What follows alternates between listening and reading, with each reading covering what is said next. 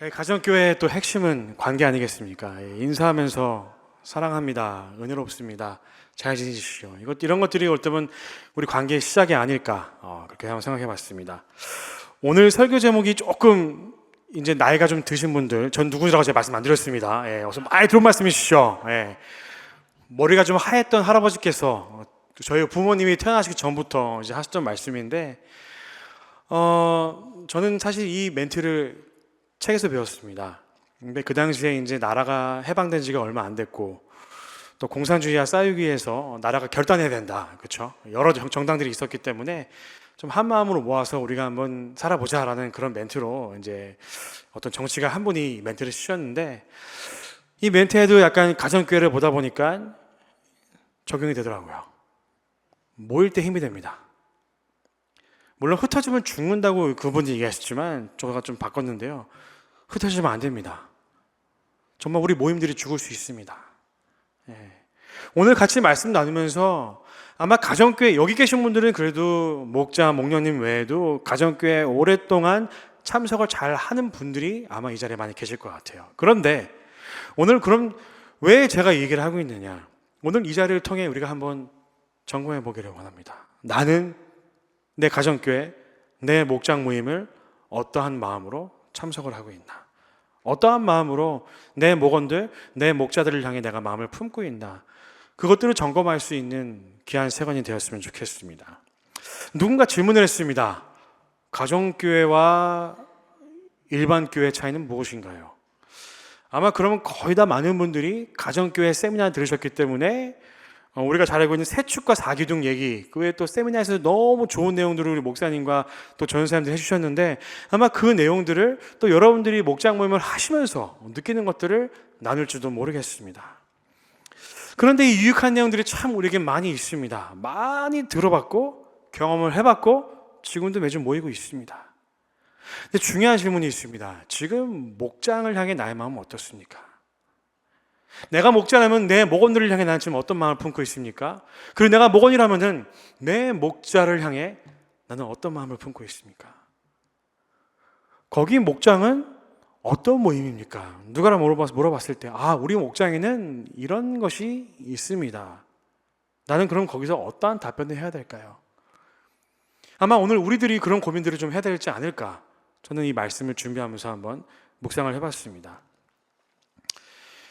그렇다면 교회는 왜 뭉쳐야 되고 흩어지면 안 될까요? 오늘 바울은 이 에베소 교회에 보내는 편지를 통해서 우리에게 말하고 있습니다. 왜 교회가 뭉치고 모여야 할 것인가? 지금 바울은 로마에 있는 감옥에 가택연금이 되어 있습니다. 그러니까 집에 있는 거죠. 하우스 오브 레스트이기 때문에 집 밖에 나갈 수가 없습니다. 에베소를 한 번 더 가고 싶어요.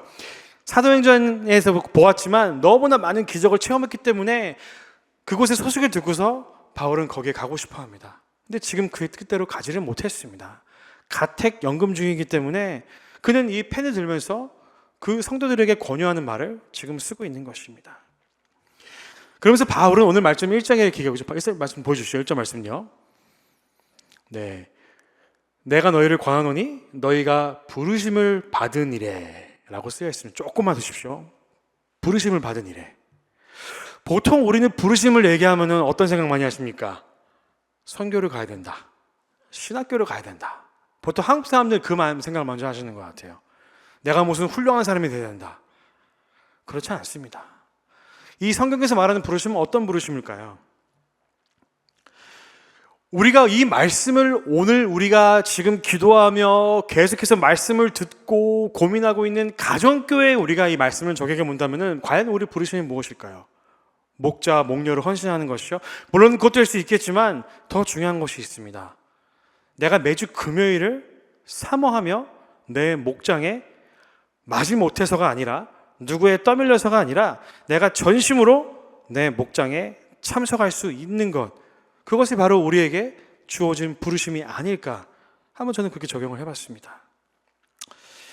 우리가 이제 많은 목장들이 있겠지만 우리 각자 다른 모습들이 있습니다. 그렇죠? 이런 분, 저런 분, 이런 분 다 각자 다른 모습을 가지고 있습니다. 우리가 열왕기상 6장에 보면은 이제 솔로몬이 왕권을 이어받고 성전을 건축하는 그 모습들이 나옵니다. 재밌는 게 뭐냐면요, 공사를 할 때 보통 우리 개념은 그 물건들을 다 가져와서 성전이 세워질 그 터 위에서 그것을 깎고 잘라내고 그래야 우리가 공사하기 쉽기 때문에 하는 것이 보통 오늘날의 공사 현장입니다. 근데 그때는 어떻게 했냐면요, 돌을 깎아오더라도 깎아오는 저 멀리서 다 깎아서 가지고 왔습니다. 그러니까 말씀해 보니까요, 성전 안 터에서는 어떤 이런 정소리, 망치 소리가 들리지 않았다고 그렇게 기록을 하고 있습니다. 자, 이 성전은 무엇을 의미하고 있습니까? 바로 예수 그리스도가 모퉁이 돌 되시고 그 위에 세워진 주의 교회를 의미하고 있습니다. 그런데 그것만이 아니라 저와 여러분들이 또 교회입니다.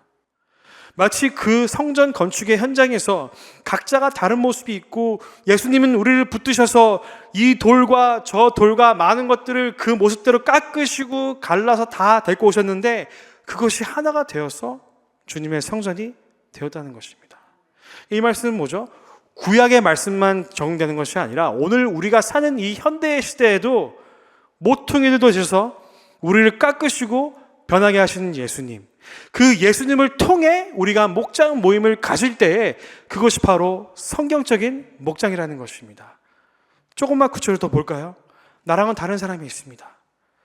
가치관이 다를 수 있고요, 그 모임에 대한 목적이 다를 수 있습니다. 똑같이 은혜를 사모한다고 얘기하기 오지만 우리는 조금씩 다 신앙관의 가치가 다를 수 있습니다. 그런데 무엇이죠? 나 이렇습니다, 이거 해야 됩니다, 그게 아니라요, 우리는 예수님을 통해 계속해서 깎여져 갑니다. 한 번 깎였다고 우리가 완성된 그 성전의 파트가 아직은 아닙니다. 저도 여러분도 지금 계속해서 우리는 깎이고 있습니다. 그럼 무엇이냐? 이 가정교회라는 장소는 어떤 우리의 성공이나 나의 야망이나 내가 잘한 것들을 얘기하는 그런 자리가 아니라 무엇이죠? 우리의 약함을 얘기하는 곳. 내가 이 세상을 살면서 나에게 되는 실패가 있었습니다. 내가 오늘 목장 모임을 오는데 마음이 편치가 않았습니다. 요즘 우리 집에는 이런 자녀의 문제가 있습니다. 이것들을 내 목장에서 지금 나누고 계시다면 너무 잘하는 일이겠지만 만약에 그렇게 못하고 있다, 한번 돌아보셔야 됩니다. 지금 나의 목장에서는 제각기 다른 성전의 파트들이 모여서 우리가 그 돌인데 우리는 지금 어떻게 그 성전, 가정교회를 이루어 가고 있는가? 여러분들은 지금 어떻게 그 목장 모임을 하고 계십니까? 주님께서 우리를 부르신 이유는 완벽한 사람들이 모여서 완벽한 얘기를 하고 나는 실패 없이 성공만 했습니다 라는 그런 부르심이 아니었습니다. 이것은 어떤 부르심이냐? 오늘 말씀 2절에 나오지 않습니까? 2절 좀 보여주시죠. 우리를 부르신 이유가 있는데 그것을 어떻게 행할 수 있느냐? 겸손과 온유와 오래 참음과 사랑 가운데서 서로 용납하고. 지금 나의 목장은 이런 마음들을, 이런 행동들을 하고 있습니까? 아니면 아직은 그렇게 하지 못하고 있습니까? 이 말씀은 그냥 목자, 목련만이 아니라요, 우리 모두가 한번 고민해야 될 그런 말씀인 것입니다. 또한 이 모임은 어떤 모임이냐? 네, 내려주셔서 되겠습니다. 네, 또 우리 가정교회는 어떤 모임이냐? 나의 그런 실패를 듣고서 힘들구나, 그런 모임이 아닙니다. 그것을 들었을 때 내가 아픈 것처럼 나도 저런 고민이 있는데 내가 내 목원을 위해 같이 기도해 주겠다, 나의 목자님과 같이 기도해 주겠다, 그렇게 실패에 깨지고 넘어지는 그런 우리의 신앙 고백을 통해서, 그런데 내가 오늘 목장 모임을 통해 위로받았습니다. 목원들이 나를 기도해주고 내 고민을 들어주는데 세상은 나를 짓밟고 내 말을 들어주지 않지만 내 목원들은, 내 목자는 내 말을 끝까지 들어주고 나를 위해 기도해 주었습니다. 이렇게 우리가 몸부림을 치면서 서로가 밀고 당겨주는 것, 그것이 가정교회가 아닐까요? 저는 그렇게 오늘 말씀을 잠깐 해석해 보았습니다. 그런데 바울이 아까도 얘기했지만 1절에서요, 그 부르심에는 뭐라고 그랬죠? 주 안에서 갇힌 내가라고 그는 1절에 말했습니다. 근데 그가 그게 왜 했을까요? 나 감옥에 들어갔거든요? 나 좀 해본 사람이에요. 그가 그것을 자랑하려고 말했을까요? 아닙니다. 그는 이제서야 자신의 고난의 이유를 알았습니다.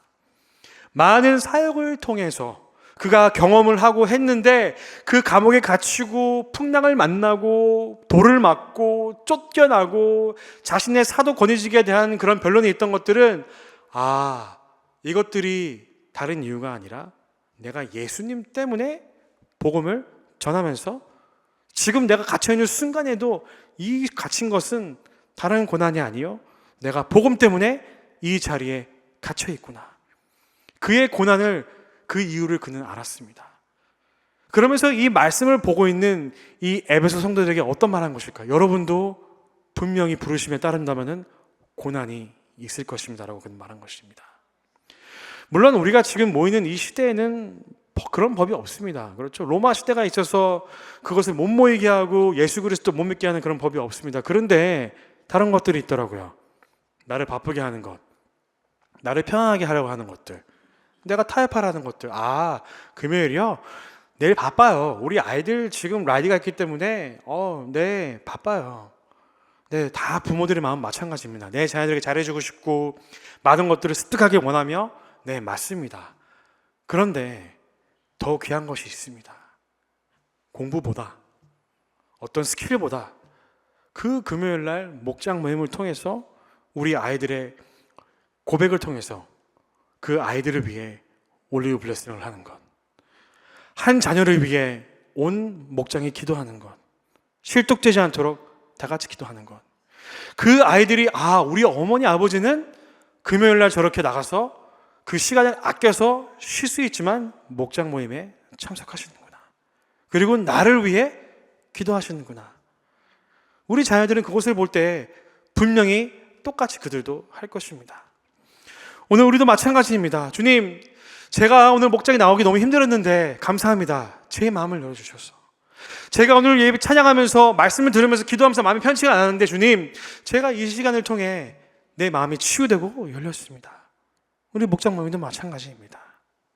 서로의 신앙 고백을 통해, 삶의 나눔을 통해 서로가 기도하고 같은 선상의 한 가족임을 우리가 인정하고 손잡고 나아갈 때에 그것이 바울이 요구하고 있는 우리가 대가를 지불해야 되는 그 희생이라는 것입니다. 맞습니다. 바쁩니다. 쉬어야 합니다. 우리 아이들 더 좋은 공부 가르쳐야 됩니다. 맞습니다. 저희 부모님들 그러셨습니다. 그런데 더 중요한 것이 있습니다. 우리의 신앙을 위해, 우리 자녀들의 신앙을 위해 우리 목장 모임은 내가 기필코 참석한다. 그냥 참석하는 것이 아니라 내 분주한 삶의 어려움과 역경과 고난들과 불만과 분노들을 철저히 다 내려놓고 그 모임 가운데 주님, 내가 마음 열어서 나를 위해, 내 가족을 위해, 또 다른 목원들을 위해 같이 기도하겠습니다. 그렇게 모임을 하는 것이라는 것입니다. 우리의 약함을 인정하고 예수 안에서 같이 모이며 성공도 나올 수 있겠지만 우리의 아픔과 실패를 나누며 같이 기도하며 나의 아픔이 다른 사람의 아픔이 되고 다른 사람의 기쁨이 나의 기쁨이 되어서 그렇게 우리가 시간적인, 육체적인, 우리가 영적인 그 대가를 지불하며 그렇게 열심히 모일 수 있는 모든 가정교회의 일원이 되시기를 이 시간 주님의 이름으로 축복드립니다. 우리 한국교회의 가정교회 역사를 제가 좀 찾아봤습니다. 1870년대에 이 가정교회가 어디서 시작이 되었을까요? 좀 재밌더라고요. 조선 땅이 아니었습니다. 어디였냐면요, 조선 땅과 마주하고 있는 만주 국경에 있는, 그러니까 나름 이분들은 이민을 가신 분들이에요. 돈을 벌기 위해서. 그렇죠? 조선을 떠나서 만주로 넘어가신 분들이에요. 국경에 계시지만 거기에 3,000여 명이 되는 사람들이 마을을 이루고 있었습니다.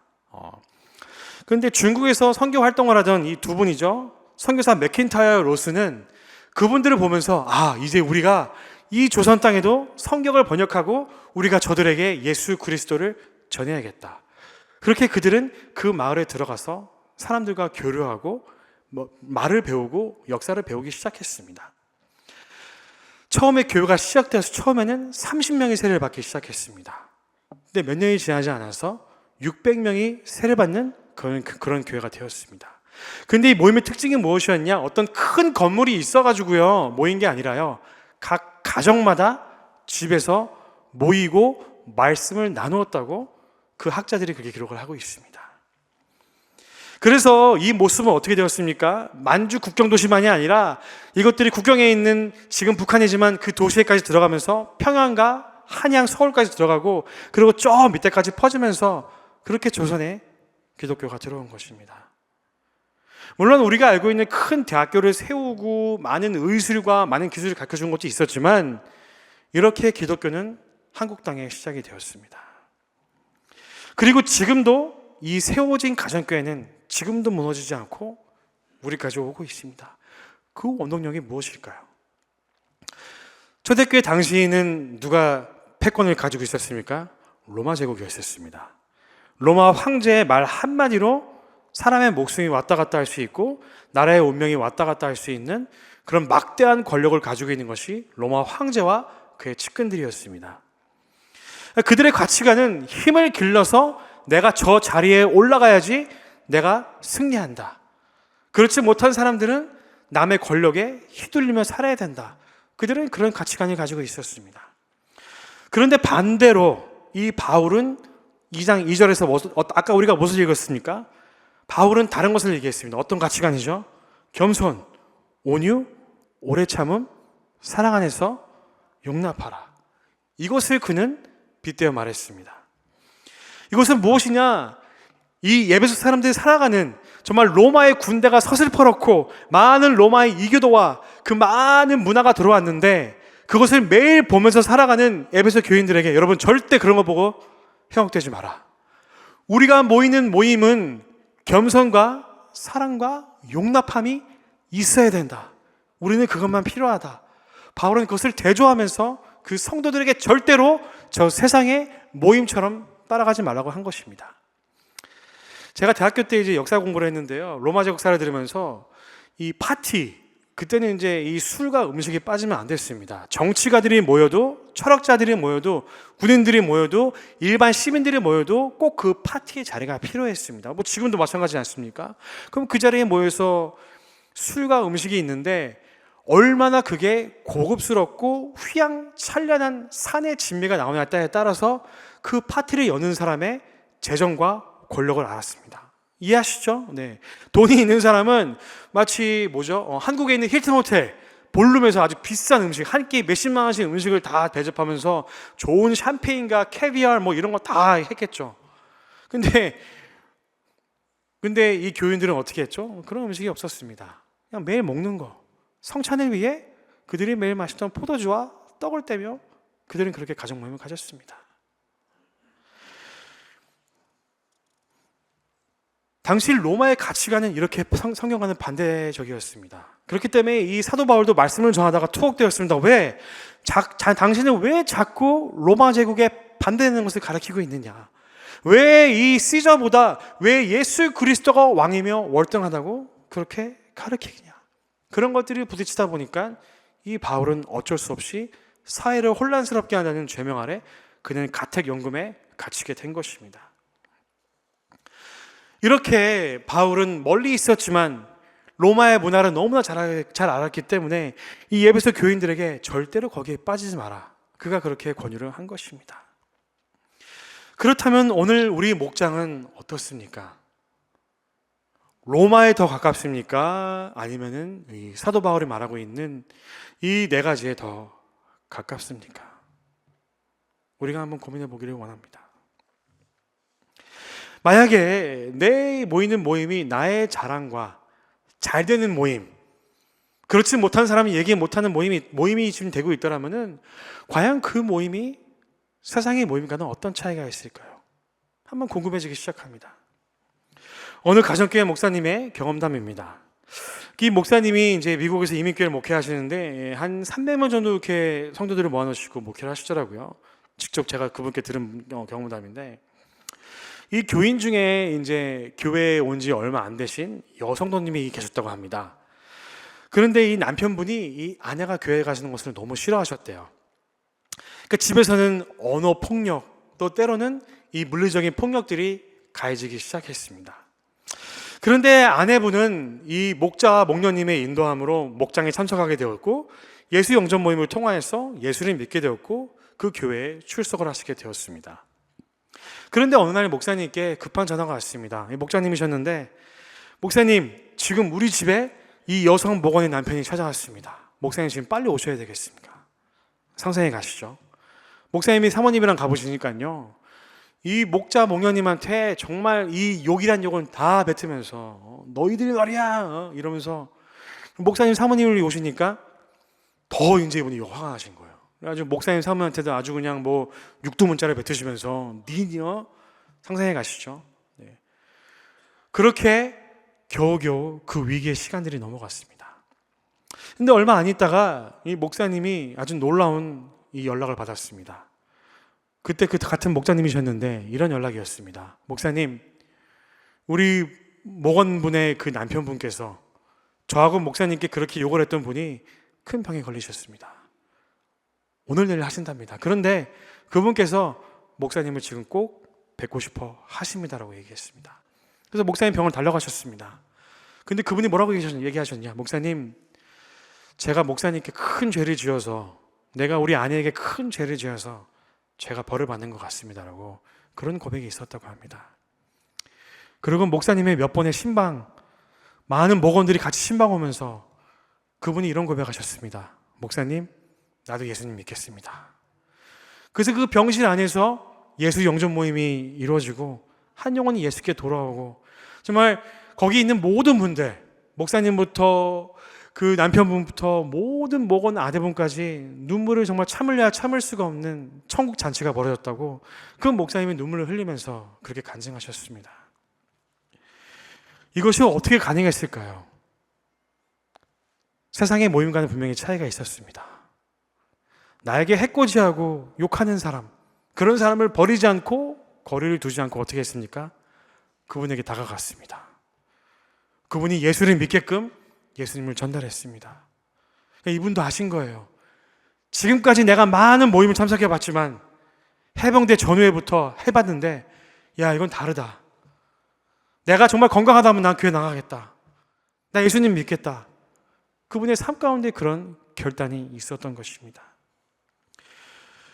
그래서 많은 목장의 그 목원들이 그때부터 그 한 영혼을 위해 기도하고, 나눌 수도 있겠지만 우리 기도하자. 우리 그 한 영혼이 예수 믿도록, 그분의 병이 낫도록 기도하자. 그 기도의 결과가 무엇이었습니까? 네, 한 영혼이 예수를 영접하는 그런 기적 같은 결과를 불러온 것입니다. 이것이 어떻게 가능했을까요? 네, 여러 사람이 한 사람을 위해 희생할 수 있는 것, 바로 예수 그리스도가 우리에게 행하신 그 희생이었습니다. 하나님의 아들이 어떻게 죄가 없는 분이 죄 있는 그 많은 사람들 위해 발을 씻기고 십자가에서 그 목숨을 다 던지셨을까? 우리는 그 은혜가 아니었으면 할 수 없었음을 아무리 생각해보고 아무리 논리를 가져온다 하던들 우리가 할 수 있는 답은 그 답밖에 없다라는 것입니다. 마찬가지입니다. 오늘 저는 여러분께 물어보겠습니다. 여러분의 목장 모임에 예수 그리스도를 모르는 분이 오늘 당장 찾아온다고 하신다면 여러분들은 접시를 하나 더 준비하실 의향 있으십니까? 예수를 모르는 분들이 오신다면은 오늘 나눔을 잠깐만 접고 내가 만난 예수 그리스도, 나에게 찾아오신 예수 그리스도, 그것을 간증하실 수 있는 그 희생정신이 있으신가요? 오늘 바울은 우리에게 그렇게 물어보고 있습니다.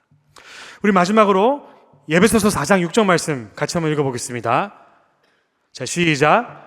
또 아비들아, 너희 자녀를 노엽게 하지 말고 오직 주의 교훈과 훈계로 양육하라. 죄송합니다. 제가 말씀을 잘못 보내드렸네요. 4장 6절 죄송합니다. 제가 읽어드리겠습니다. 하나님도 한 분이시니 곧 만유의 아버지시라. 만유 위에 계시고 만유를 통일하시고 만유 가운데 계시도다. 예. 만유를 통일하시고, 이 하나님의 만유를 통일하시고 싶은 그 뜻이 무엇일까요? 뭐 통일되는 게 지금 남북한 통일 말씀하시는 건가요? 아닙니다. 지난주에 우리가 담임 목사의 말씀을 통하여서 사도행전 2장에 나왔던 그 마가의 다락방 그 기적을 보았습니다. 그렇죠? 물론 물건을 통용하고 서로 모이기에 힘쓰고 예배하기에 힘쓴 거 찬양하고, 네, 맞습니다. 그런데 거기에 이런 모습이 있었습니다. 그들은 그날 처음 봤는데 서로가 내가 모르는 남의 언어로 기도하는, 그 방언으로 기도하는 성령이 임하셔서 그 역사가 있었습니다. 바벨탑과는 대조가 되게 그들은 언어가 통일되었습니다. 무슨 말이죠? 성령의 언어로 그들의 말이 통일이 되었습니다. 거기서 시작된 그 초대교회의 모습, 아까도 말씀드렸던 서로 떡을 떼고 나누고 찬미하고 모이는 그 모습들은 거기서 퍼지기 시작했습니다. 중국으로, 그리고 조선으로, 그리고 우리 이민사회로 이 가정교회가 계속해서 멈추지 않고 무너지지 않고 여기까지 왔습니다. 이것이 바로 주님께서 원하시는 그 통일입니다. 모든 믿는 나의 사람들이 그 대가를 지불하고 우리가 예수 그리스도 안에서 만유 가운데 계시는 그 주님의 이름으로 우리가 모일 때에 함께 하시는 주님. 결국 무엇이냐? 주님께서 원하시는 것은 우리가 모이는 것이다. 흩어지는 것이 아니다. 그렇기 때문에 이 가정교회는 모여야 한다. 모여야 산다. 모여야 지킬 수 있다. 내가 거기에 대한 희생을 해야 한다. 이렇게 우리는 쉽지 않은 자리에서 모이고 있다는 것입니다. 우리 사랑하는 성도 여러분, 여러분들의 가정교회에 대한 부르심은 무엇입니까? 혹시 나는 지금 내가 아니란 마음으로 참석하고 있지는 않습니까? 그동안 많이 했는데요. 잘 알죠. 더 이상 할 게 무엇이 있겠습니까? 혹시나 우리 마음 가운데 그런 생각이 있지 않은지요? 수많은 세미나와 수많은 간증의 고백과 많은 것들을 경험하였는데 그 안에서 신앙의 챌린지가 있고 정말 한 명의 영혼이라도 예수 그리스도를 위해 그분을 인도할 수 있는, 아까의 그 예화처럼 한 사람을 위해 모든 목원들이 품을 수 있는 그런 목장이 되기를 기도합니다. 여러분 모이시기 바랍니다. 모일 때 거기에 힘이 있습니다. 모일 때 간증이 있고요. 모일 때 기도가 있고요. 모일 때 격려가 있고요.